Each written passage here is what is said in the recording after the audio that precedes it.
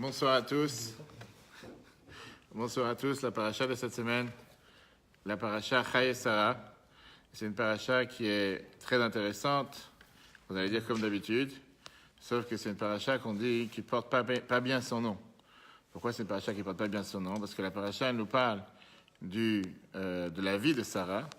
Alors qu'en réalité, dans toute la paracha, on nous parle de tout, sauf de la vie de Sarah. On nous parle de tout ce qui s'est passé après la vie de Sarah. Alors ça, on a expliqué déjà dans la vidéo, pour tout celui qui a vu hier. Vous pouvez revoir la vidéo sur l'application eTorah, sur eTorah, sur Apple et Google. Quelle était la manière, comment faire en sorte de perpétuer la vie d'un être cher, quelqu'un qui nous a quittés, comment s'assurer de faire en sorte qu'il continue à vivre à travers nos actions. Et c'est la raison pour laquelle toute cette paracha, malgré que Sarah est déjà décédée, Abraham continue à faire en sorte de mettre en application ce qui, pendant le vivant de Sarah, il n'a pas mis en place. Aujourd'hui, il décide de le mettre en place, et ça, c'est ce qu'on a expliqué dans la vidéo d'hier. Aujourd'hui, ce soir, on va s'arrêter sur une question qui dérange beaucoup de commentateurs. C'est la question qui nous demande comment est-ce possible qu'Abraham a dû se forcer à acheter quelque chose qui lui appartenait, si on peut dire. On voit comment le premier épisode que la Torah nous raconte, c'est l'épisode du fait que malheureusement Sarah est décédée. Et une fois que Sarah décède, on voit comment Abraham il s'efforce à tout faire pour payer. On va débattre justement sur ce sujet. Qu'est-ce que ça veut dire Kesef Malé? Qu'est-ce que ça veut dire le plein prix? Plein prix, est-ce que ça veut dire qu'il a voulu payer 100% sans réduction? Est-ce qu'il a voulu payer de manière intégrale? Qu'est-ce qu'il a cherché avec la manière dont il voulait payer? Pourquoi il voulait payer alors qu'il aurait pu très bien le prendre gratuitement? Surtout que ceux qui étaient en face voulaient lui offrir, ils n'étaient pas forcément là pour forcément lui donner, pour forcément lui faire payer. On va voir le rapport qu'il y a avec David Amelech, le roi David, et après on verra l'enseignement majeur qu'on apprend de cet épisode. Quelle est la manière dans laquelle on doit faire les mitzvot? Est-ce qu'on doit faire les mitzvot de manière chercher la facilité dans une mitzvah? Ou bien quand on fait une mitzvah, on doit se dire, on doit faire la mitzvah, on ne doit pas chercher à se faire du mal en fait dans la mitzvah. Mais si jamais il y a un effort qui est demandé, on doit se dire qu'on doit faire cet effort. On ne doit pas chercher forcément à faire la mitzvah de la manière la plus facile.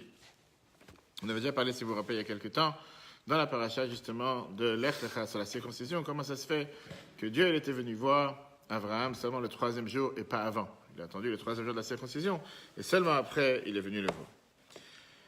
Donc, cette semaine, on parle du décès de Sarah. Sarah qui est décédée, qui est enterrée à Kiryat Arba. Malheureusement, elle a entendu la fameuse histoire. On a parlé de ça longuement la semaine dernière avec le Satan qui est venu lui dire comme quoi son fils a été sacrifié.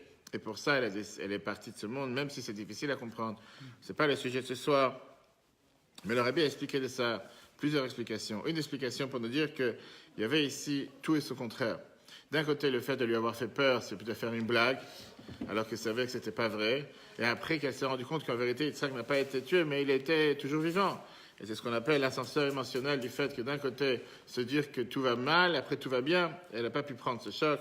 Ça, on va dire, c'est une explication basique, une explication qui est beaucoup plus, on va dire, mystique, chassidique, qu'Abraham est quelqu'un qui est capable d'élever les choses du bas vers le haut. Sarah est celle qui est tout le contraire, elle veut faire descendre des choses du monde en haut vers le monde en bas. Et donc, Abraham, il est très content quand il y a une histoire de Messiot Nefesh, une histoire du don de soi. Alors que Sarah, pour elle, c'était même pas imaginable que Yitzhak puisse quitter ce monde. Yitzhak, son devoir, c'était d'agir dans le monde. Et quand on est venu lui dire que Yitzhak ne va plus agir dans le monde, ça l'a marqué d'une manière qu'elle a fini sa mission sur terre. Mais c'est pas le sujet de ce soir. Là, on en tient déjà. Après, Abraham, il arrive de Beersheva pour enterrer sa femme dans un endroit proche, dans la cave des patriarches. On peut parler dessus longuement. Pourquoi c'est appelé Meharat Amarpela? Pourquoi c'est appelé la grotte double? Est-ce qu'il y avait 2 étages? Qui était là-bas? Qui était présent? Encore une fois, ce n'est pas du tout le sujet de ce soir, mais c'est un débat intéressant dans le discours du Rabbi dans la paracha de cette semaine. Là, on va commencer à voir le premier dialogue, si on peut dire, le premier dialogue commercial qui se passe dans la Torah. Ce dialogue commercial, c'est un dialogue intéressant. On peut dire un dialogue qu'on peut rencontrer dans la vie commerciale tous les jours, et c'est pour ça que c'est intéressant de comprendre comment ça s'est passé, toute cette transaction. On a ici les enfants de Chet et Ephron, qu'ils débattent avec Abraham. Comment enterrer Sarah? Quel morceau de terrain prendre? Alors, ça n'a rien à voir avec aujourd'hui, puisque aujourd'hui, bien sûr, un morceau de terrain en Israël, et surtout à Hebron, ça coûterait une fortune. À l'époque, c'était un morceau de terrain vague, il n'y avait absolument rien à l'intérieur.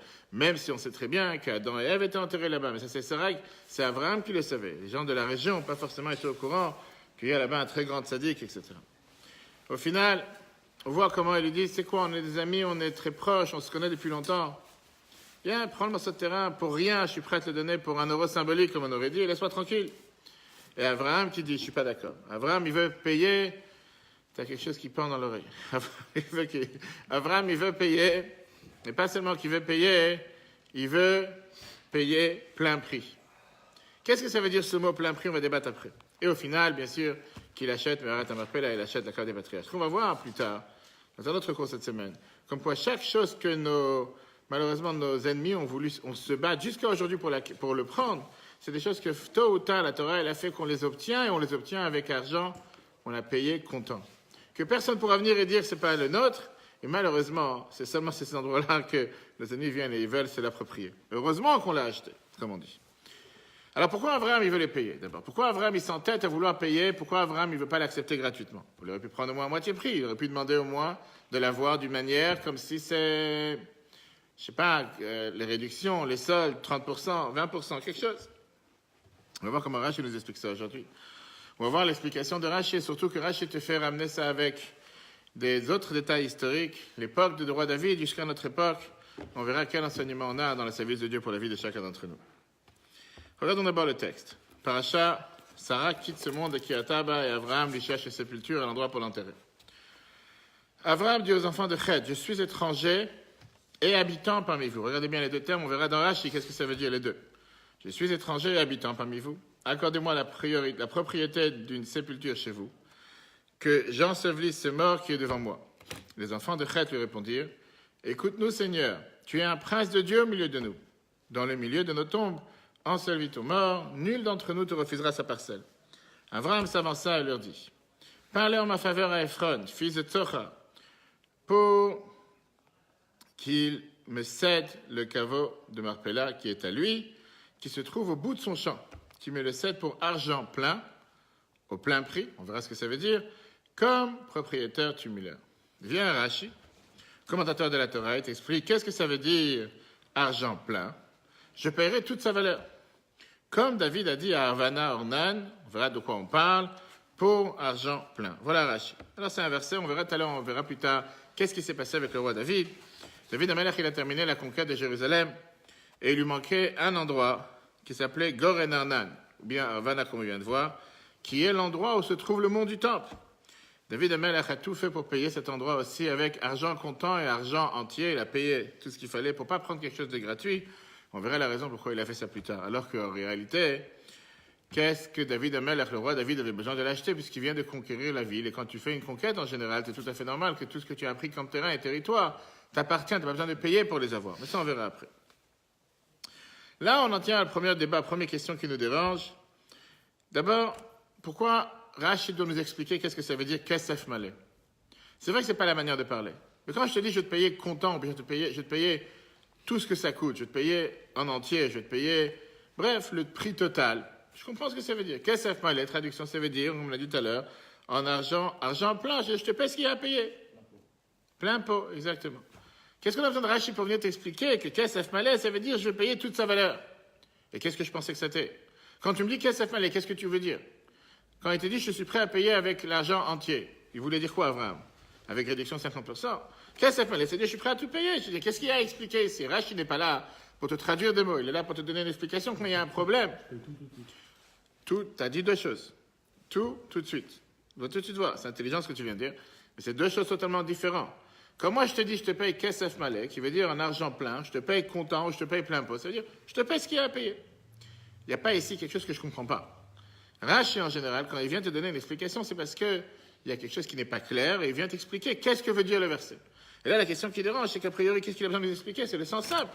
Quand il te dit je vais payer toute sa valeur, c'est le sens simple que je vais payer toute sa valeur. N'importe quel commerçant, quand tu lui dis je suis prêt à tout payer, il comprend de quoi tu parles. Je suis prêt à tout payer, il comprend de quoi tu parles. Et deuxièmement, ce qui nous dérange, qu'est-ce que Rashi vient nous rappeler ici? La preuve de ce qui s'est passé avec David et Avan, quel rapport avec ce qui nous concerne aujourd'hui par rapport à cette histoire de Abraham et Sarah? Alors tu vas me dire, parce que David, il a dit les mêmes mots, il a employé les mêmes termes, Kesef Malé, qu'est-ce que tu veux montrer? C'est que tu connais un peu plus loin, tu connais bien la Torah, et à chaque fois que la Torah te dit un mot, tu sais où le repérer, où c'est écrit dans un autre endroit. C'est pas juste pour ça que Rashi nous dit que David, l'histoire de ce roi David, parce qu'il a employé ces mêmes termes. Et pour ça, on a besoin d'avoir l'explication du Ber Maim Chaim, le frère du Maharal de Prague, Rabbi Chaim ben Metzalel Liva, qui était l'ami du Ramo Rabbi Moshe Isserles. Il a vécu en 1540. Lui nous dit la chose suivante. Regardons dans les chiffres 2. Rashi avait-il besoin d'expliquer le sens du terme plein prix? La définition d'un plein prix n'est-elle pas évidente? Quel est le rapport avec le roi David? Vient le Ber Maim Chaim sur Rashi et te dit la phrase suivante. Le terme plein étant essentiellement employé pour ce qui peut être vidé de son contenu. Par exemple, un récipient. Je dis que je peux te donner le verre plein et je peux te donner le verre vide. Ça, c'est quand tu dis le mot plein. Rashi précise donc que ce terme est aussi adapté pour de l'argent et que plein signifie alors entier, que la totalité de la valeur de l'objet a été payée. Parce qu'en réalité, on a une question ici. Ce n'est pas la manière de parler. Quand je te dis je te payais tout ce que ça coûte, comment j'aurais dû dire en hébreu? Mlo hakesef, tout l'argent par exemple. On ne dit pas je te donnerai de l'argent plein. Qu'est-ce que c'est de l'argent plein? C'est pas la manière, on ne parle pas comme ça. On ne te dit pas je te donne kesef malé de l'argent plein. Et donc, c'est pourquoi Rashi amène l'exemple de David et Arvana, Hazak, qui prouve que le texte emploie également le terme entier pour de l'argent. Donc d'abord, ça c'est basique. Vient le frère du Maharal nous dit, tu sais quoi? Pourquoi Rashi doit te dire ici une explication pour t'expliquer ces mots qui apparemment sont faciles à comprendre? Parce qu'en général, quand on parle d'argent, on ne te dit pas qu'est-ce que ça fallait de l'argent plein. Tu dis, je te paierai tout l'argent, je paierai tout ce que ça coûte. Le fait qu'on dit plein, c'est pour un vase, pour un récipient qui est plein, qui est vide, pas de l'argent plein. Viens, Rashi et te dit non, tu fais une erreur. On peut dire aussi de l'argent plein quand on parle de l'argent et pas forcément seulement pour des choses qui ne sont pas de l'argent. Ok? Numéro 1. D'après ça, donc ça veut dire, si on peut dire, c'est un cours de vocabulaire. Rashi vient et te dit comment parler, comment la Torah a décrit les choses. Mais si ça, c'est l'explication de Rashi, on a plusieurs choses qui ne sont pas compréhensibles. Pourquoi? Pourquoi Rashi doit t'expliquer que l'argent plein, qu'est-ce que ça veut dire, kesef malé? Si tout son but, c'était pour t'expliquer que ça se dit pour l'argent, pourquoi il a dû dire « Achalem kol shavia, je paierai toute sa valeur ». En un mot, qu'est-ce qu'Abraham voulait dire ici? Est-ce qu'il voulait dire « je paye ce que ça coûte » ou bien « je paierai toute sa valeur ». Tu vas dire, c'est quoi la même chose? C'est pas la même chose. Quand je te dis, tu achètes cette table, elle coûte 100 €. Le prix, c'est 100 €, je te paye 100 €. Est-ce que ça, c'est la valeur de la table? Pas forcément. Ça se peut que la valeur, c'est 200 €. Le prix que j'ai mis aujourd'hui, c'est 100 €. Est-ce que je te paye le prix que ça coûte aujourd'hui, qui veut dire 100 € pour la table? Ou bien, oublie tes 100 €. Dis-moi la valeur de la table. La valeur, c'est combien? 200. Toi, aujourd'hui, tu es en mode on va dire, de mode de solde ou mode de réduction, etc. Tu l'as vendu à 100. Mais la table, elle coûte combien? Elle coûte 200. Je préfère te donner 200. Ah, ton prix aujourd'hui, c'est 100. Qu'est-ce que j'en ai à faire? Moi, je te paye la valeur de la table. Ça, c'est la différence, c'est la distinction entre Rashi par rapport au sens simple. Quand je te dis, je te paye Bekesef Malé en argent plein, ça veut dire, je te paye ce que ça coûte. Viens, Rashi te rajoute en te disant, non, ici, c'est pas seulement je te paye ce que ça coûte, je te paye toute sa valeur. C'est-à-dire que même si elle vaut beaucoup plus, je suis prêt à te payer beaucoup plus. On verra pourquoi. Ça, c'est première explication. Donc, c'est-à-dire que si Rashi vient te dire juste argent plein, il n'aurait pas dû rajouter ici à Shalem Kol Shavia, que je suis prêt à payer toute sa valeur. C'est-à-dire que Rashi te rajoute qu'ici, c'est pas seulement payer l'argent plein, payer ce que ça vaut, mais même payer toute la valeur de cette table, même si ce n'est pas le prix que tu vends aujourd'hui. Deuxième question qu'on a ici. Quelle est l'explication que Rashi te dit, et ainsi David, la brioute, ainsi David, il a dit à Arvana. À la place de dire, Rashi en général, quand il parle, on peut dire c'était la même chose dans le cas du roi David. Est-ce que le lien de l'histoire de ce qui s'est passé avec le roi David et l'histoire d'Abraham, c'est juste parce que les deux mêmes mots ont été écrits dans les deux endroits? Et tu es en train de me montrer que tu as une certaine connaissance dans la Torah, que tu sais exactement où il a été écrit les mêmes mots, Kesef Malé, ou bien il y a ici un rapport beaucoup plus important. Et si c'est le rapport beaucoup plus important, c'est ça que Rashi veut nous faire allusion, et c'est ça qu'on va essayer de comprendre. Regardons le chiffre 2. On a dit le chiffre 2? Oui, on a dit le chiffre 2. De l'argent plein. Alors, très bien, passons au 3 là. Pour ça, Rabbi te dit, on va répondre avec une question générale. Quand je te dis Kesef Malé, quand je te dis que je vais te payer avec une argent entière, un argent plein, quel est le sens du mot Kesef Malé, argent entier? Vient le Radak, Rabbi David Kemri, qui est né à Narbonne en Provence, en 1160, un des plus grands personnages qui vient nous détailler le Chumash, détailler chaque mot, nous expliquer chaque détail. Et il te dit, qu'est-ce que ça veut dire Kesef Malé, de l'argent plein? Une pièce d'argent pleine dans son poids, sans défaut de poids. Ainsi que le texte précise par la suite que l'argent qu'Abraham donna était de la monnaie courante. Donc, il est parti payer ce qu'il y a. Je peux très bien te payer avec qu'on appelle un American Express Traveler's Check que c'est quelque chose que tu ne peux pas forcément l'utiliser pour aller acheter après quelque chose dans un magasin.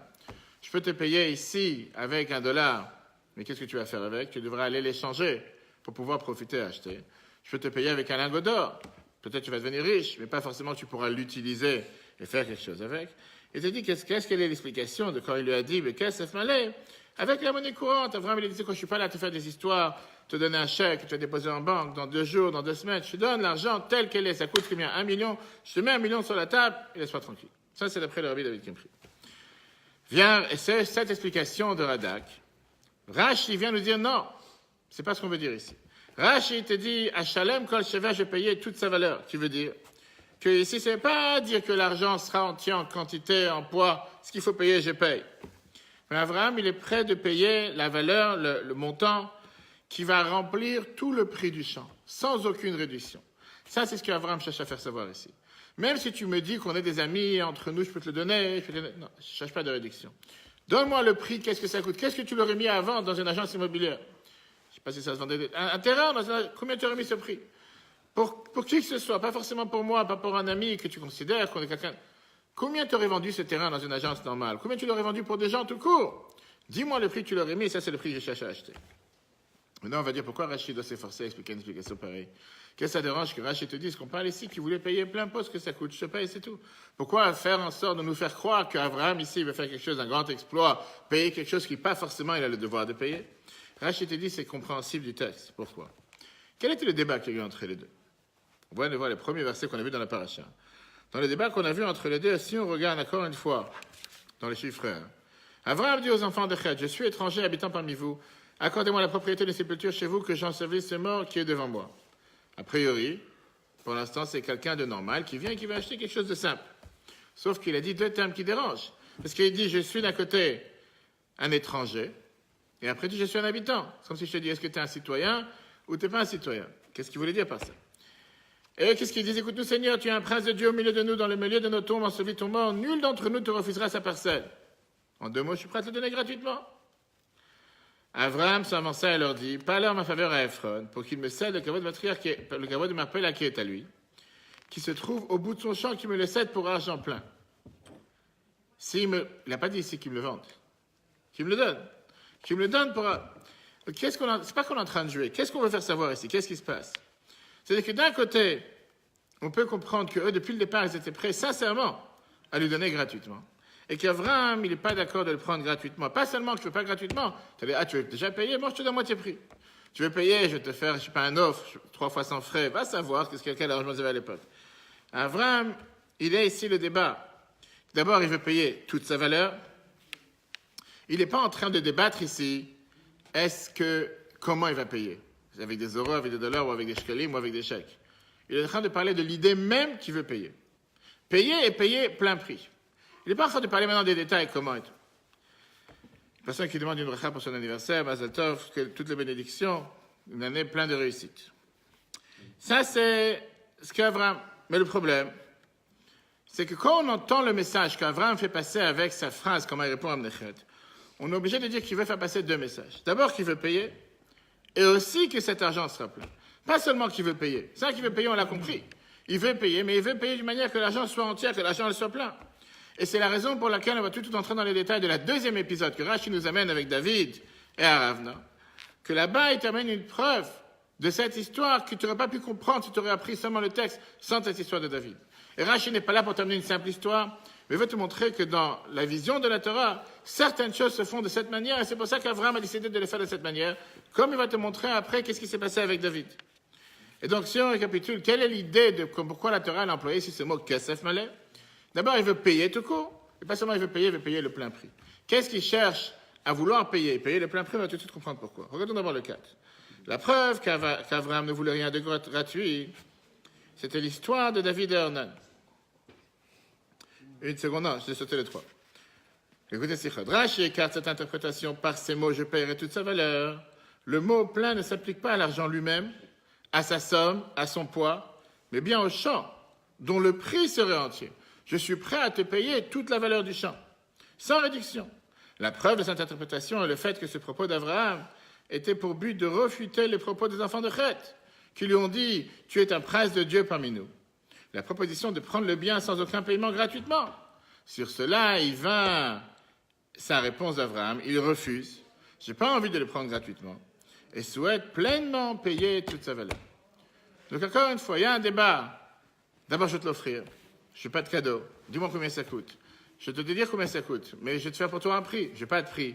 Je veux payer. Combien payer? Je vais te payer content. Après, on ne parle pas maintenant des détails. Comment il va payer? Ça, c'est pas important maintenant. Le point principal, c'est qu'Abraham, il a fait comprendre, j'ai pas envie de recevoir ça gratuitement. J'ai envie de recevoir ça contre une valeur et une valeur réelle. Ce qu'il y a à payer, je paye. Et c'est flagrant quand tu réfléchis qu'on est aujourd'hui 3300 ans plus tard. Et c'est juste sur ces endroits-là qu'il y a la plus grande discussion. C'est dommage qu'on n'a pas ici les registres de ce qu'il y a à l'époque chez les notaires ou quoi que ce soit. Comment est-ce possible que ces endroits qu'ils ont été... Alors qu'on aurait pu l'avoir gratuitement, on va tout de suite voir. Il n'y avait aucune raison, même Abraham il a dit, Rachid nous dit ça, peut-être plus tard on va voir comment Rachid nous dit, qu'Abraham il dit, tu sais quoi, tu fais ce que tu as, ou tu me le donnes, ou je le prends quand moi j'ai envie, ou sinon je peux le prendre parce que ça m'appartient de toute façon. C'est à l'arrière, tout ce débat, c'est un débat qui est en trop. Ça lui appartient de toute façon. Qu'est-ce que tu dois payer quelque chose qui t'appartient? Ça, on verra après pourquoi ça s'est passé de cette manière. Et avec tout ça, on a encore des débats aujourd'hui pour savoir si c'est à nous ou pas. C'est fort. Ok, regardons les 4. Claire? Quelle est la preuve? Quelle preuve Rachid t'amène? Rachid t'amène une histoire de David et Ornan.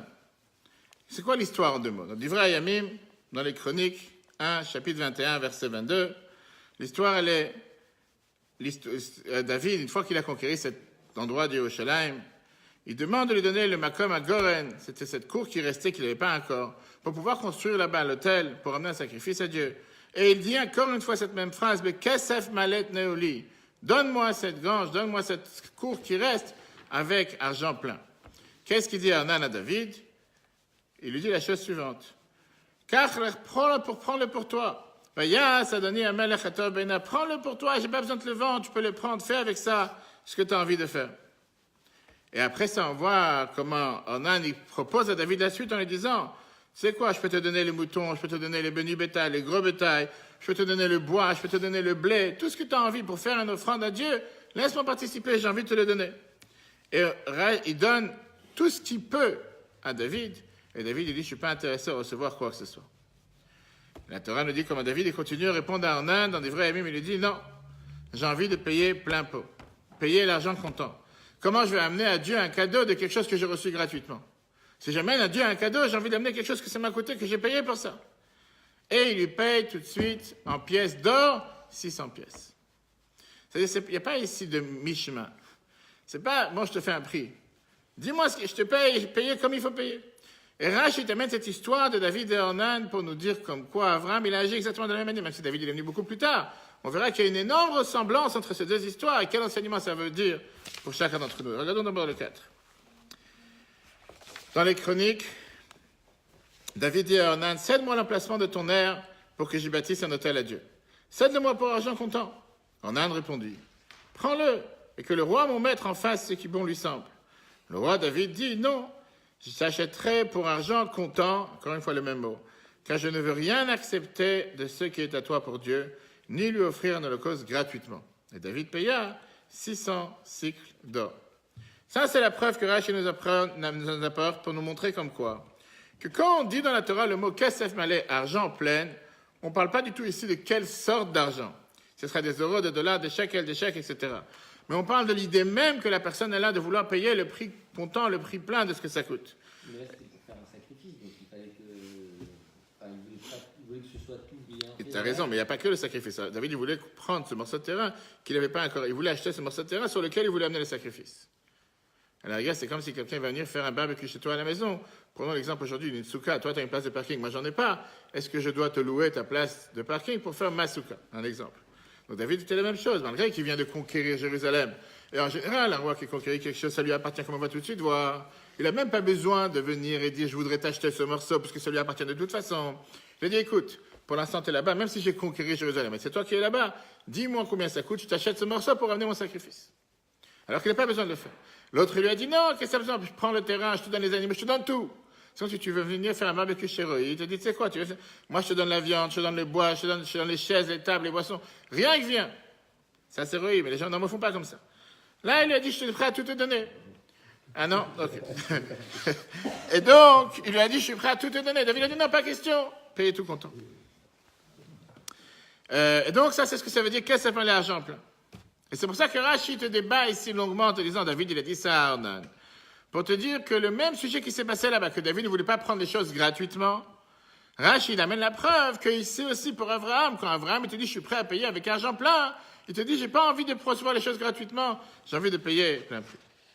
Regardons la dernière phrase, c'est pourquoi Rashi précise en tant que preuve le cas de David et Aravna.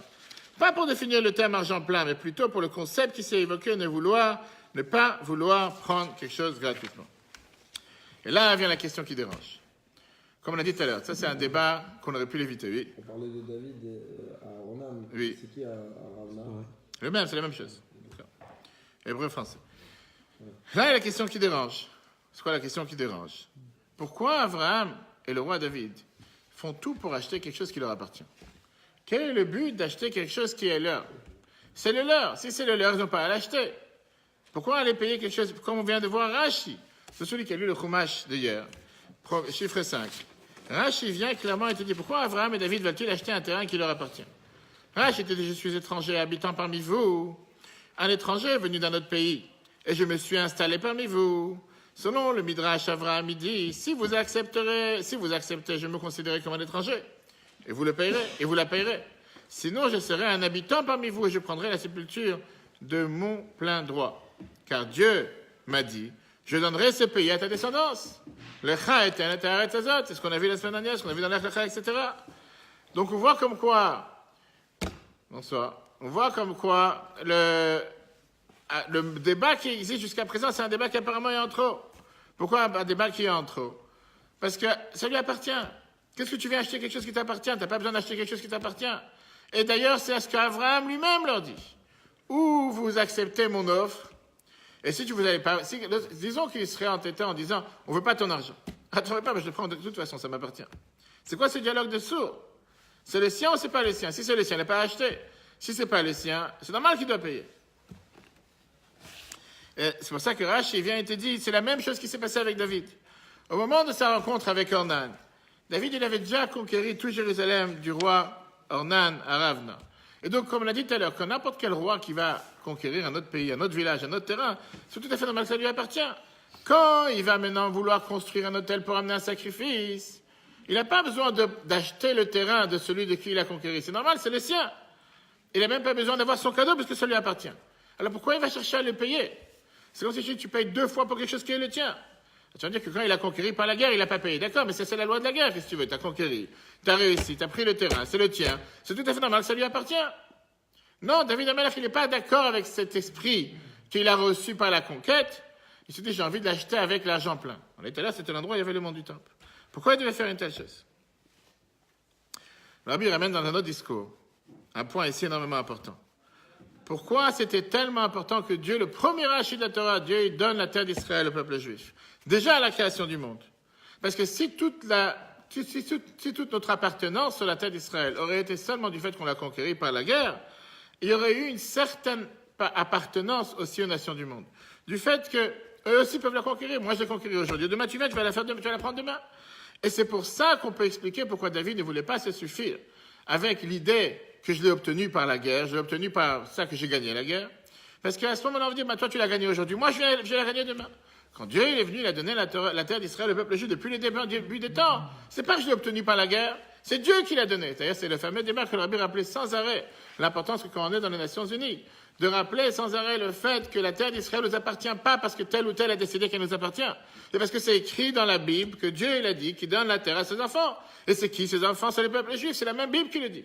Et comme on l'a vu les dernières semaines, même s'il y avait aussi Ishmaël, mais la Torah te dit clairement, à toi je donnerai cette terre. C'est qui à toi? Qui est ta descendance? Ton fils Yitzhak, et pas les autres. Et c'est la raison pour laquelle cette terre nous appartient. Pas parce qu'on a gagné telle guerre, pas parce que quelqu'un nous l'a donné en cadeau. Non, parce que c'est Dieu qui nous l'a donné. Mis à part le fait qu'on a fait la guerre qu'on a aussi reçue. Donc quand David il vient ici pour pouvoir amener un sacrifice à Dieu, et l'autre il est prêt à lui offrir, à la rigueur j'allais te dire, il se moque de moi, qu'est-ce qu'il m'offre qui m'appartient? C'est le mien, qu'est-ce que tu vas m'offrir? Ça m'appartient de toute façon. David il se dit, je ne cherche pas ici de cadeau. Si je veux, c'est le mien. Le même dialogue qu'il y a eu avec Abraham. Mais j'ai pas envie que ce soit si je veux, c'est le mien. Dis-moi combien ça coûte, je te paye. Ah, ça m'appartient, laisse tomber ce qui m'appartient. Dis-moi ce que ça coûte, je te paye, que personne puisse venir un jour et dire que le monde du temple ne m'appartient pas. Et regarde ce qui se passe aujourd'hui. Après, on verra ce que la Gemara te dit que tous ces endroits dans lesquels le peuple juif a acquéri et a conquéri, c'est ceux sur lesquels les nations du monde font tout pour nous l'enlever, et néanmoins, elles restent en demeure.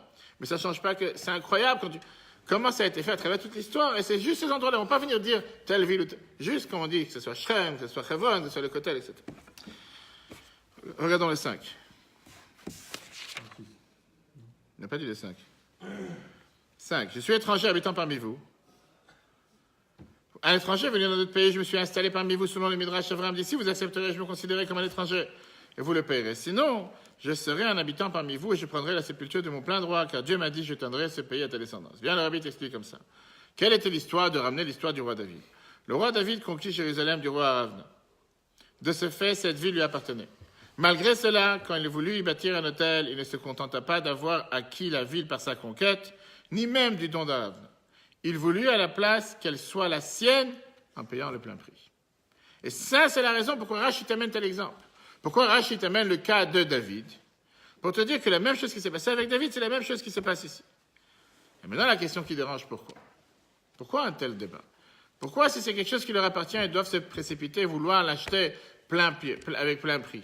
Vouloir payer content, payer ce que ça coûte? Pourquoi Abraham, comme David, n'aurait pas pu profiter du fait que c'est le leur? Rabbi donne une explication merveilleuse, qui est une explication qui est tellement importante pour nous, pas seulement par rapport à Israël, mais par rapport à tous les mitzvot qu'on fait aujourd'hui. Si jamais David aurait pris le terrain seulement à cause de la conquête, ça aurait, en fin de compte, tôt ou tard, ça aurait été aussi une appartenance à ceux de qui il a gagné. J'explique. Quand tu donnes un cadeau à quelqu'un, même si le cadeau il est le tien, j'ai donné un cadeau à Yoram, c'est le cadeau de Yoram, mais sans arrêt, il va dire, c'est lui qui me l'a donné. Il y a une certaine appartenance de celui qui te l'a donné. Même si ça ne m'appartient plus, parce que je t'ai donné, mais le fait que je t'ai donné ce cadeau, il est toujours relié à moi. Puisque tout le temps, tu vas te rappeler, tu vas dire, ce cadeau, je l'ai reçu d'eux. Même si c'est le tien, mais tu l'as reçu d'eux. Il y a une certaine appartenance à ce cadeau, encore avec celui qui l'a donné. David Ameller, quand il parle de la conquête de Jérusalem, il préfère payer avec tout son argent, toute la valeur. Pourquoi? Pour qu'il n'y ait aucun mérite, aucune appartenance de Ornan à Ravna sur ce morceau de terrain. Qu'il puisse à aucun moment dire, oui, mais c'est moi qui te l'ai donné. Il n'y a pas de toi. Ça ne t'appartient plus. Ça n'a jamais été le tien. Et automatiquement, tu ne puisses pas avoir une part de sacrifice que je vais amener à Dieu sur ce morceau de terrain. Le sacrifice qu'on va faire dans le temple, tu ne peux pas dire, mais c'est aussi le mien. C'est grâce à moi, c'est moi qui te l'ai donné. Tu ne m'as rien donné. Pas de cadeau. Ça, c'est la raison pourquoi David voulait payer. Exactement la même chose avec Abraham. Abraham, il ne voulait pas que Ephron puisse un jour venir et dire, oui, c'est vrai que je lui ai donné, mais c'est grâce à moi qu'il lui a donné. Parce que si je ne lui aurais pas donné, il n'aurait pas pu enterrer sa femme. Il n'aurait pas pu avoir tel et tel bienfait dans ce terrain. Abraham, il a dit, tu sais quoi, je te paye plus que content, je te paye toute sa valeur. Que tu puisses jamais venir et dire que c'est aussi un corps à toi. C'est pas à toi, je t'ai payé. Alors là, en général, c'est vrai que quand quelqu'un il achète quelque chose de quelqu'un d'autre, il n'y a pas cette notion, comme tu as dans un cadeau, qu'on dit je l'ai reçu d'eux. Même si tu dis je l'ai acheté d'eux. Mais au final, une fois que tu l'as acheté, tu ne penses plus à l'ancien propriétaire, tu ne penses plus à la personne qui te l'a donné. Une fois que tu l'as acheté, c'est le tien, et c'est le tien à 100%. Ça, c'est la différence qu'il y a entre les deux. Donc ici, de quoi on parle? On ne parle pas ici d'une transaction notariale, une transaction immobilière. À qui appartient le terrain et qui est le patron de ce terrain. Mais on parle ici d'avoir un lien spirituel avec l'endroit. Comme on l'a dit tout à l'heure, même quand quelqu'un te donne un cadeau et le cadeau est le tien, le fait que c'est lui qui l'a donné, le cadeau est toujours lié à la personne qui te l'a donné. Là, on veut que ça soit totalement déconnecté du premier patron, si on peut dire, ou du premier personne à qui ça appartenait, même si réellement ça ne l'appartient pas, puisque Dieu a donné la terre à Abraham. David a conquéri ce terrain, donc ça ne leur appartient pas réellement. En tout cas, ils n'ont aucune preuve que ça leur appartient, parce que c'était conquis de leurs mains. David voulait, et Abraham voulait qu'il n'y a aucun rapport, aucune appartenance avec le précédent, et que ce soit totalement connecté à ce que ça soit le leur, sans aucune connexion à qui que ce soit d'autre. Regardons le 6. Abraham et le roi David cherchent une propriété exclusive. Abraham et le roi David ne veulent pas laisser aucune appartenance morale à qui que ce soit sur un lieu sacré. Si David avait pris ce lieu uniquement en tant que conquête, cela n'aurait pas totalement exclu l'appartenance du lieu à Ravna. Bien plus. Même si celui-ci lui en avait fait cadeau, cette grange n'en serait pas moins restée la sienne, liée à lui d'une certaine façon, comme l'a expliqué par rapport au cadeau. C'est pour cela que David paya le plein prix, supprimant ainsi tout droit d'Aravna sur l'endroit, afin qu'il n'ait aucune emprise et lien avec l'autel et les sacrifices, etc. De même, Abraham ne souhaitait pas que dans la grotte dans laquelle il allait enterrer Sarah, et dans laquelle il sera lui-même enterré au même titre que les pères et les mères d'Israël, conserve une quelconque relation avec Ephron. Il voulait que ce soit totalement déconnecté, totalement séparé, qu'il n'y ait aucun contact avec le précédent, pas seulement du point de vue, je veux dire, héritage pour ses enfants, quoi que ce soit, point de vue spirituel du fait qu'Abraham s'est dit c'est quelque chose qui appartient au peuple juif, ça doit appartenir au peuple juif à 100%. Ça, c'était le débat, jusqu'à présent, on va dire le débat théorique, le débat de ce qui s'est passé dans la paracha, comprendre pourquoi Abraham il voulait payer, pourquoi il voulait payer à plein pot, pourquoi il voulait payer plein prix, pourquoi il ne voulait pas se suffire que ce soit un cadeau, pourquoi il ne voulait pas le recevoir en réduction, que ce soit Abraham, que ce soit David, que ce soit tout le reste. Passons maintenant avec l'explication, ce qui nous concerne, quel enseignement on apprend de tout ça pour nous dans la vie de tous les jours. Qu'est-ce que concrètement tout ce débat, tout ce dialogue veut nous apprendre? L'explication que le Zohar va nous donner. Qu'est-ce que veut nous donner le Zohar? Tu veux qu'on dise les noms et les adresses? Le débat, qu'est-ce que veut nous donner le Zohar comme explication? Le Zohar vient te dire qu'on apprend ici l'importance de la fatigue dans la Torah et les mitzvot. Qu'est-ce que ça veut dire de la fatigue?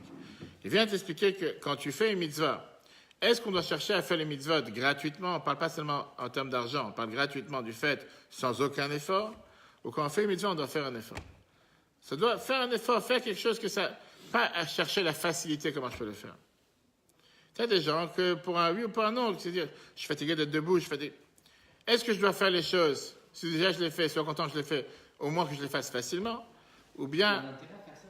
Ça augmente la valeur de la maison. On va tout de suite voir. Prends-nous un exemple avec une classe et des élèves. Tu as 2 élèves dans la classe. Un qui a une très bonne tête, que dès que le prof lui pose une question, il a déjà la réponse sans réfléchir une seconde.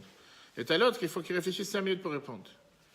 Ça ne veut pas dire qui c'est qui a le plus de mérite. Au final, l'autre il sait pas, ou bien l'autre il met plus de temps pour réfléchir. Mais qui va dire que tu apprécies beaucoup plus? Qui tu sens qu'il a fait un effort? Qui tu sens que c'est quelque chose que pour lui c'est beaucoup plus difficile et il a travaillé dessus? L'autre il n'a pas travaillé dessus, lui il a travaillé dessus. Tu en as un que sans aucun effort, sans réfléchir 2 secondes, il a déjà la réponse à la multiplication, peu importe le thème qu'on est en train de débattre. Et l'autre qui doit réfléchir dessus. Est-ce que celui qui doit réfléchir n'a pas plus de mérite ou plus de valeur que celui qui ne doit pas réfléchir? Et c'est le même débat qu'on a vu la semaine dernière dans la Tania, le chapitre 9, chapitre 12, avec le travail d'un tzaddik et le travail d'un Baal Tshuva. Quelqu'un que depuis sa naissance, il fait Torah et Mitzvot, c'est une énorme valeur, c'est un énorme mérite. Il fait ce qu'il faut faire. Mais quelqu'un qui pendant 20 ans, 30 ans, 10 ans, 50 ans, n'a pas fait ce qu'il fallait faire, parce qu'il ne savait pas, parce qu'il n'a pas appris, peu importe, et qu'un jour il a décidé je commence à faire, est-ce que la valeur n'est pas plus grande par rapport à cette personne? Tout à l'heure, quelqu'un m'a écrit un email, une femme m'a écrit un email en me disant j'ai pris une bonne décision cette année de cachériser toute la cuisine. Je ne sais pas exactement par quoi commencer.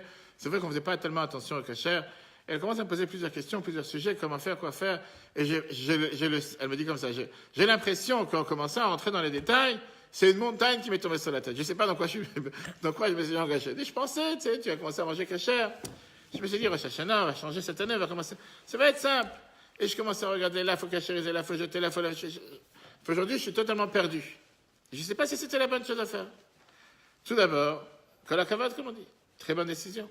Deuxièmement, ça dépend comment tu prends les choses, petit à petit, étape par étape. Et c'est vrai que quand tu expliques les choses de manière très simple, c'est pas si difficile que ça. Bien sûr, il y a certaines structures à mettre en place dans la cuisine. Mélange, lait, viande.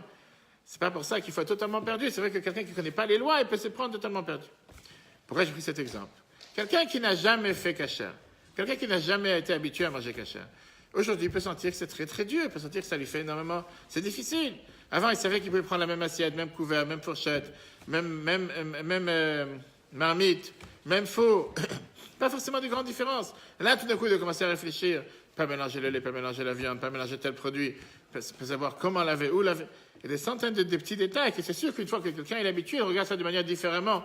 Et c'est tout à fait normal. Mais pour quelqu'un comme elle, c'est pas forcément facile. Alors, ça ne veut pas dire que celui qui fait les mitzvot depuis sa naissance, j'avais une fois un débat avec des jeunes des yeshivas à Bnei Brak. On parlait justement sur l'approche et la différence entre tzadikim et Baalei Tshuva. Et ils me disaient qu'ils ne sont pas d'accord avec ça. Ils me disaient non, c'est de ma faute que cette personne pendant 20 ans, il n'a pas fait Torah et mitzvot, ou cette 20 ans, il n'a pas fait kasher, ou cette 20 ans, il n'a pas mis les tefillin. Pour ça, il doit avoir plus de mérite. Quel rapport? Et moi, je considère que moi, j'ai eu la chance de pouvoir faire Torah et mitzvot depuis la naissance. C'est mon mérite. À l'autre, il ne sait pas, maintenant plus pour lui, il avait qu'à savoir, ou il avait qu'à naître dans la meilleure famille, ou il avait qu'à apprendre depuis sa jeunesse. Dans leur manière de concevoir les choses, c'était pas normal de dire que puisque quelqu'un, il a décidé de changer le cours de route, et que c'était quelque chose de beaucoup plus difficile pour lui, Et c'est pas normal de dire qu'il a un plus grand mérite, une plus grande valeur. C'est vrai que la Torah nous dit que dans un endroit où un Baal Tshuva se trouve, même un tzaddik ne veut pas se trouver. Mais néanmoins, pour eux, dans leur tête, c'était non, ça doit obliger d'être. Que si moi j'ai fait les mitzvot depuis 20 ans, lui vient de commencer à les faire, c'est pas normal de dire qu'il a un plus grand mérite, une plus grande valeur. Alors ça, c'est le débat qu'on a ici. Est-ce que les mitzvot, on doit chercher forcément à vouloir faire les choses facilement? Ou quand c'est facile, dire pourquoi pas en profiter? Dans le cas précis qu'on a ici, c'est très simple. Abraham, il aurait pu obtenir le terrain gratuitement. Il devait s'efforcer à le payer. Il aurait pu l'obtenir gratuitement, il aurait pu dire je le vois gratuitement, je le prends gratuitement. Ou bien se dire non, si je peux faire un effort, si ça doit être quelque chose qui doit me coûter, je ne dois pas chercher la facilité. Voilà ce que le Zohar nous dit. Une mitzvah s'accomplit gratuitement ou au plein prix. Le Zohar. Oui, mais ici, il n'y a pas la notion de mérite. S'il était vraiment très riche, Abraham, ben, c'est rien pour lui d'acheter un terrain en plein prix. Encore une fois, tu vas tout de suite voir. C'est pas qu'est-ce que ça vaut par rapport à lui. C'est par rapport à est-ce que la mitzvah t'a coûté quelque chose, t'a rien coûté. Est-ce que le fait de faire ce que Dieu te demande, ça doit être fait sans aucun effort? Ou bien tu dois forcément faire un effort pour faire ce que Dieu te demande de faire? Ce qu'il est en train de dire, justement, c'est que c'est pas un effort. Pour lui, s'il est très riche. Encore une fois, tu parles parce que tu compares effort et effort. Mais s'il aurait pris gratuitement, disons, il aurait pris gratuitement. Est-ce qu'il aurait eu le même sentiment, la même valeur face à la chose qu'en sachant qu'il a payé pour cette chose? Même si ce qu'il a payé, ce n'était pas énorme pour lui parce qu'il était très riche. Mais il a payé pour cette chose, ça lui appartient. Pas juste que quelqu'un te l'a donné sur un coup de tête. Gagner une voiture au loto, et demain tu fais un accident avec, je ne sais pas si tu vas être tellement triste. Que Dieu nous en préserve quelqu'un qui a acheté une voiture, et qui l'a payé, et que ça lui coûte, et qu'il a pris un prêt, et que demain il a un accident avec, il se sent totalement différent. Quelle différence? L'autre c'était une voiture qui coûtait une fortune. Parce qu'il n'a pas payé. Tu n'es pas d'accord? Non? C'est exactement la même chose. Pourquoi? Parce que sur une chose, tu as fait un effort. Sur une chose, tu sais que ça t'a coûté quelque chose. Sur l'autre chose, ça t'a pas coûté. Tu l'as reçu hier, tu l'as perdu demain. C'est pas grave.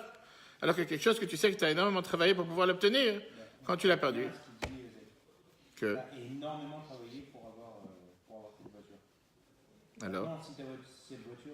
Mais il n'est pas devenu riche avec un clin d'œil non plus. Il a travaillé pour devenir riche. C'est pas qu'il a reçu des trésors d'or qui sont tombés du ciel. Alors automatiquement, il a assez travaillé pour recevoir cet argent. Mais tout dépend de la valeur de la chose par rapport à ce qu'il a. Je suis d'accord, mais il a travaillé pour recevoir cet argent. Comment il est devenu riche, Abraham? Il a fait la guerre, il a risqué sa vie, il aurait pu perdre, il a gagné tous les butins qu'il a eu la semaine. Très bien, donc il s'est travaillé pour ça. Maintenant, de se séparer d'une partie de cet argent pour... Je pensais qu'il s'était tombé, enfin qu'il a vu comme ça l'argent, quoi. D'où tu veux qu'il est? Quand il s'est réveillé le matin, il a trouvé de l'argent dans sa chambre. Non, c'est... Quelqu'un qui gagne, je sais pas moi, 50 000 par mois et puis il achète une voiture à un montant. Voilà. Donc il ne sent pas la valeur. Mais une seconde, mais il a payé... Je suis tout à fait d'accord avec toi, mais prenons l'inverse. Cette même personne reçoit la voiture en cadeau, sans payer les 1000. Est-ce qu'il n'y aura pas de différence que s'il a payé ou il n'a pas payé? Je ne suis pas d'accord, parce qu'en général, ces gens-là, ils vont te dire, il a payé, il va te dire qu'il a payé. Si c'est une vraie voiture, oui. Regardons le texte, regardez ce que le Zohar d'abord nous dit. Rabbi Shimon commenta. Ils me prendront un prélèvement de tout homme porté pour son cœur, vous prendrez mon prélèvement. On parle de la trouma. Torah te dit le fait de donner la trouma pour pouvoir construire le temple, Beth Amikdash. Ils me prendront. Celui qui veut s'investir dans une mitzvah pour Dieu ne doit pas le faire sans effort et gratuitement. Au contraire, il doit s'efforcer comme il faut selon ses moyens. Car pour mériter que son action amène l'esprit divin, il faut payer le prix entier. En effet, l'esprit de l'impureté se présente toujours gratuitement et sans effort, alors que l'esprit divin, au contraire, demande de grands efforts. Une purification de l'homme et de sa demeure, ainsi qu'une volonté du cœur et de l'âme. Ça, c'est ce que le Zohar nous dit. C'est que le Zohar considère qu'il y a une importance pour pouvoir faire les mitzvot avec fatigue, et pas faire les mitzvot de manière que ce soit gratuitement. D'ailleurs, si on revoit ce que la Torah nous dit, avec les fameux débats des explorateurs, on se rappelle le poisson qu'on avait l'habitude de manger en Égypte, chinam. Rashi te dit gratuitement. Qu'est-ce que ça veut dire gratuitement? Rashi te dit chinam mina mitzvot, gratuit des mitzvot. Ça veut dire que quoi? Que, en règle générale, seulement en Égypte, on prend les choses de manière gratuite. Dans l'Akdusha, dans tout ce qui est la sainteté, dans tout ce qui est son Torah et les mitzvot, chaque chose demande un effort. Si quelqu'un se dit, je veux faire une mitzvah, mais à condition que ça ne me fatigue pas trop, ça ne prend pas trop d'efforts, trop de temps, trop d'argent, peu importe le domaine dans lequel ça pourrait lui coûter des efforts. Où est la valeur de la mitzvah? En Égypte, là-bas, les choses sont gratuites. Quand tu fais une mitzvah doit avoir un effort. Alors oui, c'est vrai qu'on aurait voulu avoir les choses faciles.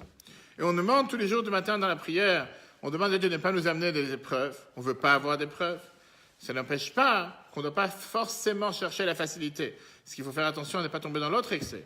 Dans l'autre extrême, qui est de dire, puisqu'il faut faire des efforts, alors il faut faire des efforts sans limite. Au lieu d'aller prier à 1 heure de chez moi, je vais marcher 5 heures pour aller prier. Moi, j'aurais fait un effort. Si je marche 1 heure, c'est pas un effort. Si je marche 5 heures, ça c'est un effort. Ça aussi, c'est parce que la Torah l'attend de nous. Et la Bible explique, comme on a parlé tout à l'heure, c'est la raison pour laquelle Dieu n'est pas venu visiter Abraham le premier jour, après la circoncision, mais il est venu le troisième jour. Parce que toute la nouveauté du mitzvah, c'est de s'assurer que la mitzvah soit faite de manière naturelle.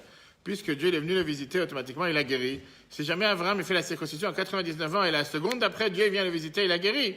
Où est la mitzvah qu'il a fait? Où est l'effort qu'il a fait? Ouais, il a quand même fait un effort. 100%, je suis d'accord. C'est pas ce que Dieu attend de chacun d'entre nous. Non, j'ai compris, mais... Je suis tout à fait d'accord, mais pourquoi Dieu n'a pas pu venir le visiter le premier jour? Pourquoi attendre 3 jours? La Torah te dit qu'il voulait que la mitzvah soit faite et soit considérée, qu'elle est prise et qu'elle prend place aussi de manière naturelle.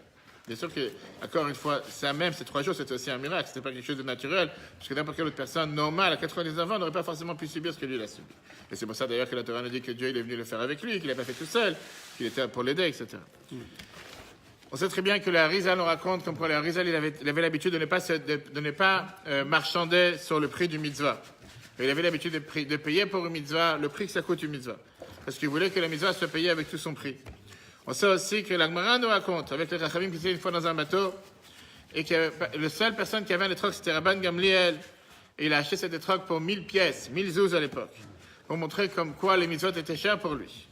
Que ça aussi, ça veut dire que malgré que la mitzvah, c'était quand même démesuré, parce que la Torah n'attend pas de toi de payer 1000 pièces pour un étroc à l'époque, néanmoins, Rabban Gamliel, il n'a pas essayé de dire, mais puisque ça coûte tellement cher, laisse tomber cette mitzvah. Non, si c'est ça, c'est le prix. Je payais le prix pour la mitzvah.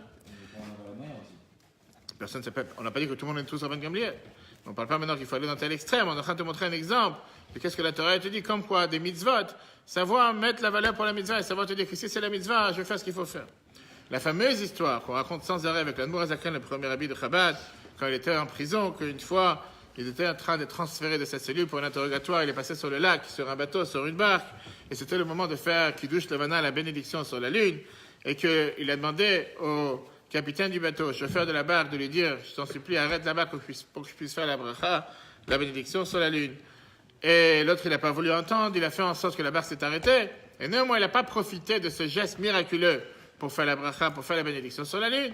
Il a préféré que l'autre il redémarre et qu'il s'arrête de toute façon.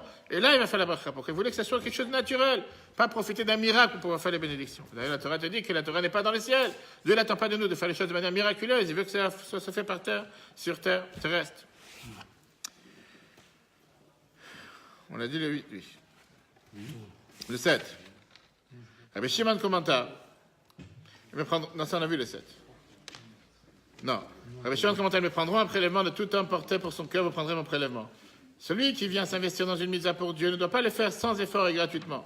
Au contraire, il doit s'efforcer comme il faut selon ses moyens. Car pour mériter que son action amène l'esprit divin, il faut payer le prix entier. En effet, l'esprit de l'impureté se présente toujours gratuitement et sans effort. Alors que c'est pour ça que le Zohar te dit que le pain gratuit, c'est un pain de honte. Qu'est-ce que ça dit le pain gratuit, un pain de honte? Il vient sans effort. Sans autre, toutes les choses se font de manière facile. Alors que l'esprit divin, au contraire, demande de grands efforts, une purification de l'âme et sa demeure, ainsi que sa volonté du cœur et de l'âme. Quel est l'enseignement? L'enseignement, combien on doit faire des efforts pour faire la Torah et les mitzvot. Le but, pourquoi Dieu nous a envoyés sur terre, c'est pour raffiner ce monde, pour transformer ce monde, faire en sorte que ce monde soit un monde meilleur, faire en sorte que ce monde soit un monde dans lequel le mal soit totalement éradiqué, comme malheureusement on a vu encore ce Shabbat avec ces 11 juifs, qui ont été tués juste parce que juifs dans une synagogue. Alors on peut très bien, tu veux dire il faut acheter les mains pour? Vas-y. Nathan Ben Shalom Ben Saadouna. Qu'il ait une parfaite santé. Et pareil pour l'élévation de l'âme de tous ceux qui ont été tués ce Shabbat. Et pour la réfouachement de tous les blessés qui ont été blessés. Et la même chose qui peut être demandée. C'est vrai qu'on peut se dire, alors est-ce qu'on doit pour ça baisser les bras? Est-ce qu'on doit pour ça rien faire? Est-ce qu'on doit pour ça se dire, on va tout fermer la synagogue parce qu'il y a un fou qui est rentré et qui a voulu faire un massacre et qu'il a fait un massacre? Ou bien la Torah te dit qu'on doit se rappeler que le but pourquoi Dieu nous a envoyés sur terre, pour raffiner ce monde, pour purifier ce monde, pour ajouter de la lumière. Face à de tels mal, face à de telles choses négatives, face à de telles obscurités, le seul moyen que nous avons, mis à part ce qui doit être fait légalement, ce qui doit être fait dans le pays dans lequel les choses se passent pour s'assurer que ça ne se reproduise plus, que ce soit de fermer les portes, de mettre des sécurités, peu importe ce qui doit être fait. Mais au final, on a le devoir de chacun d'entre nous, se dire combien on peut faire en sorte que ce monde brille encore plus. Alors c'est difficile. Viens, la Torah te dit qu'il a dit que les choses doivent être faciles. Et au contraire, on doit arriver à une situation dans laquelle on doit se dire que rien sur terre peut faire en sorte d'empêcher un juif de faire quoi que ce soit de Torah et Mitzvot. Et si pour ça il faut faire un effort particulier, faisons cet effort particulier. Regardons ce que l'Agmara nous dit. L'Agmara Megillah page 6b te dit, si quelqu'un te dit j'ai cherché, j'ai fourni un effort mais j'ai pas trouvé, ne le crois pas. Si l'Agmara te dit je n'ai pas cherché mais j'ai trouvé facilement sans effort, pareil, ne le crois pas. Par contre, si j'ai cherché, j'ai trouvé, crois-le. Qu'est-ce que ça veut dire? Ça n'existe pas quelqu'un qui te dit j'ai reçu quelque chose sans effort.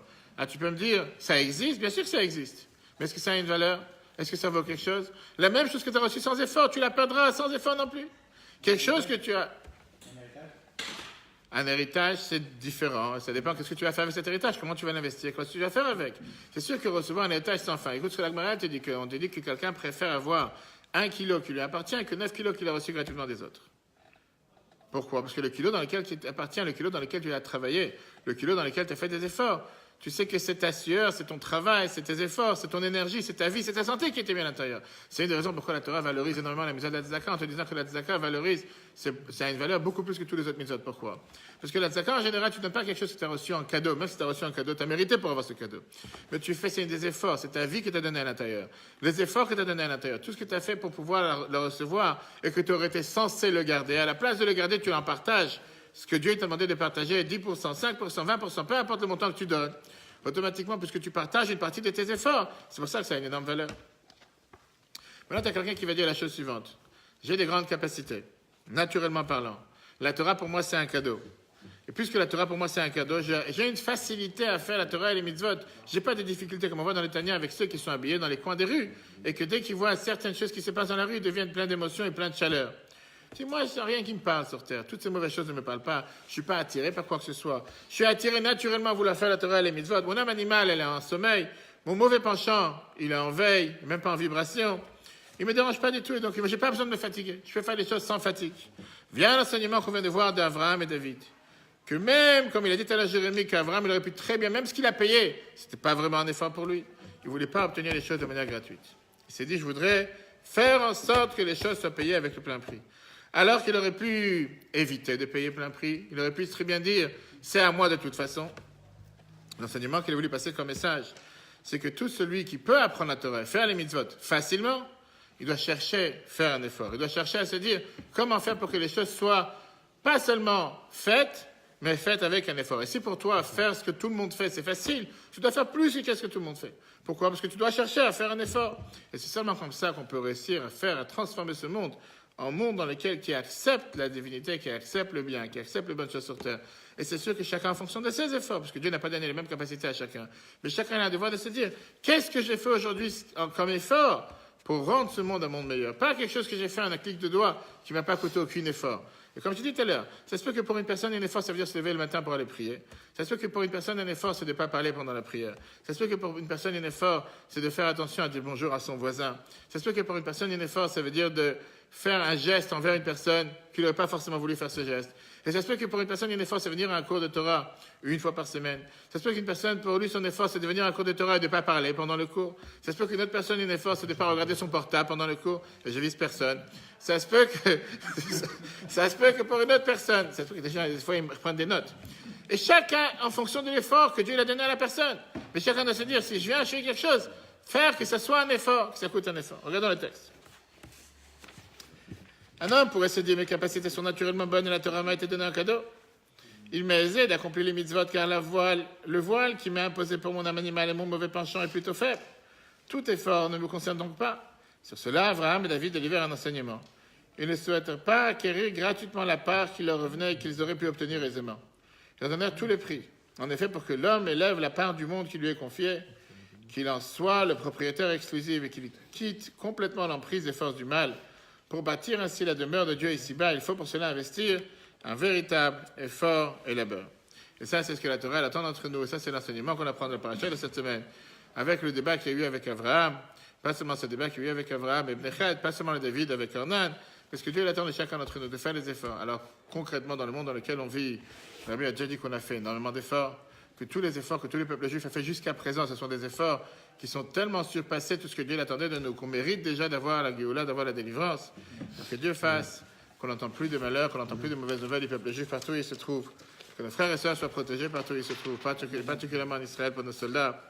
En Amérique, aujourd'hui, avec ce qui s'est passé ce dimanche, ce Shabbat, et que, pareil, en France, n'importe quel synagogue. Que Dieu fasse qu'on soit protégé, et pas seulement protégé spirituellement, protégé matériellement, qu'on entend des bonnes nouvelles de tous les peuples juifs partout où ils se trouvent, pour estimer à tous ceux qui ont besoin.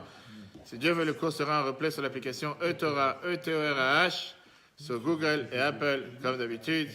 Très bonne soirée à tous et à la semaine prochaine.